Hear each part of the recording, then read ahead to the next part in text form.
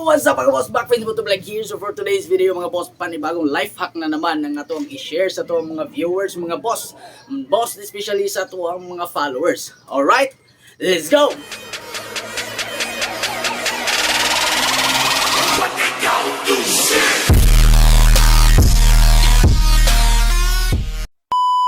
Last month mga boss, naka-experience tao grabe nga pag-ulan.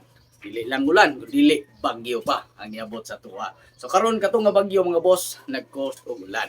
So ang ulan mga boss, wala lang ulanat og mga adlaw, simana kung dili buwan, no? Tuloy-tuloy sige gawan. Dili nimo ma-predict kung unsang orasa mag-uwan, buwan mabuntag, buwan maudto, buwan mahapon.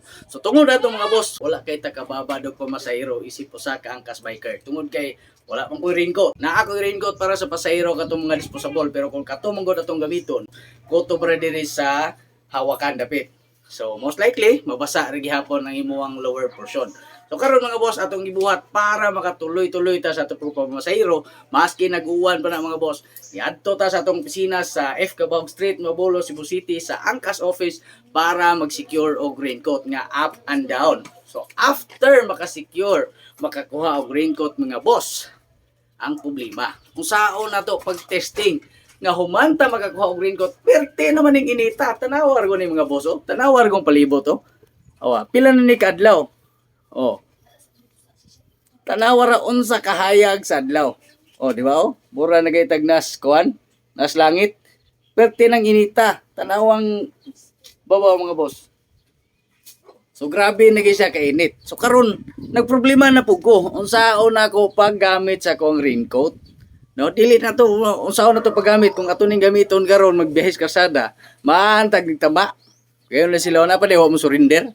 So karon mga boss, mo ni akong purpose ni video. Akong itudlo ninyo unsaon ninyo pag pahimulos ninyong raincoat. Tara, let's go.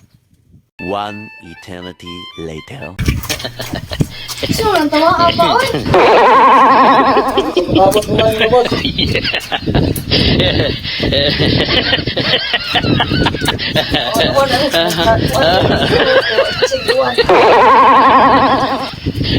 Babot buwan. 1 week na sigilid. Di pa po sila nag-rin ko to. Lindot na rin ko to. Oh. Pagda kayo. Ha? Di ba? Rimit. Walbaisor. No.